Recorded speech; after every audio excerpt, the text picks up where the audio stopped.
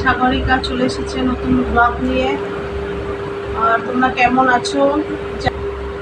কেমন আছো জানিও। আর আজকে শুভ রথযাত্রা, অনেক ভালোবাসা তোমাদের সবাইকে। রথ দেখো, আনন্দ করো, জিলাপি খাও, পাপড় খাও, ঘুগনি খাও। আর আমি এখন নতুন ব্লগ নিয়ে চলে এসেছি। তো দেখো সারাদিন কি করি, মানে কাজের কোনো শেষ নেই, এই কোটা বাছা চলছে। আর আজকে আমাকে রথ উপলক্ষে স্পেশাল রান্না করতে বলেছে, যেমন খুশি তেমন রান্না, বুঝলে? পুরো ব্লগটা দেখবো, তোমরা কোথাও যেও না। রথে তো যাবে সে বিকেলে মেলায়।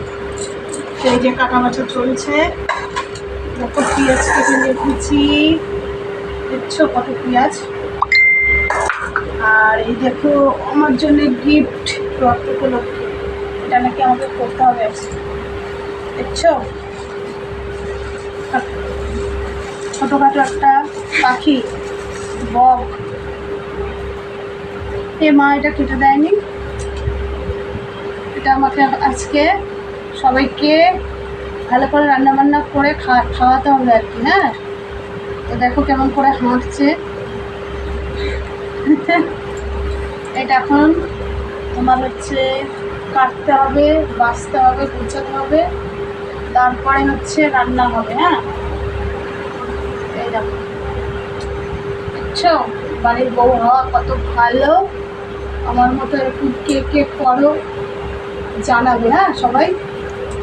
কোথায় রে বাবা, ওই একটা এনেছে।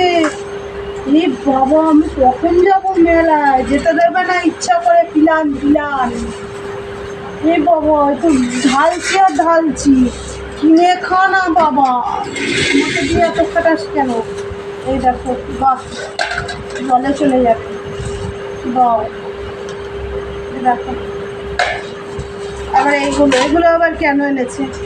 এগুলো যে খাবে সে করে নি, আমায় দিয়ে কেন করাবি তোরা? এই দেখো, ও মাই গড, দেখো এগুলো কখন করি আমি। না পারলেও জোর করে দেখবো, জোর করে করাবে, অশান্তি হবে, অশান্তির ভয়তে করতে হবে। বাপের কালে করিনি, এখন করি, সব কিছু করতেই হবে। ভালো লাগে না বাবা, কি করব, কোন দিকে করব? মেলায় যেতে না যদি আমি পারি, বাপের বাড়ি আজকে চলে যাবো। এত কাজ করা যায়? এটা থালা নিয়ে আয় তো কেউ।